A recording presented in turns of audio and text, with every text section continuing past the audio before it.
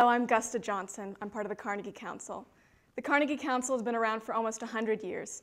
Donate now to keep the voices of ethics alive. Press pause and donate, and then you will return to this video. Thank you. Why didn't the 2008 crisis turn into the Great Depression?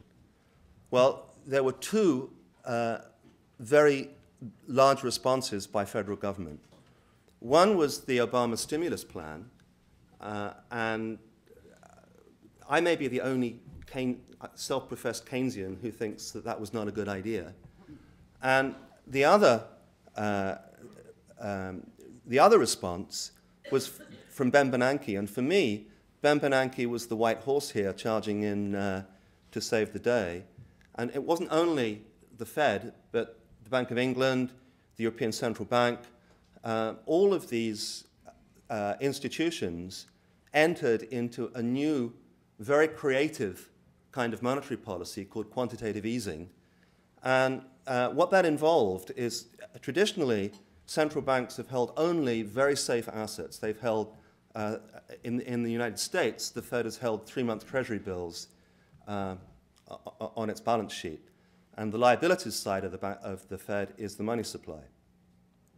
Now, it wasn't possible to lower the interest rate on overnight loans, but Bernanke, being a student of the Great Depression, recognized that there were other kinds of ways of getting money flowing in the economy.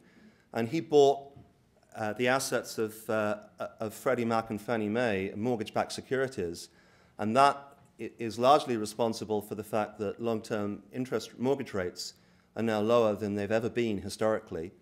And secondly, he bought long-term government debt, and that is responsible, in my view, for the 70% appreciation in the stock market that we've seen in the last year and a half.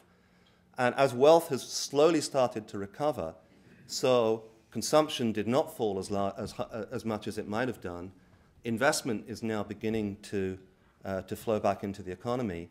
And very slowly, employment is beginning to turn around. So, what am I advocating?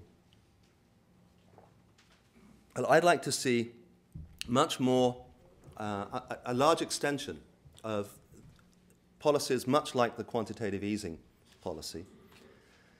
The notion that the Federal Reserve should control the interest rate when it was first floated in the early 20th century was a very radical notion.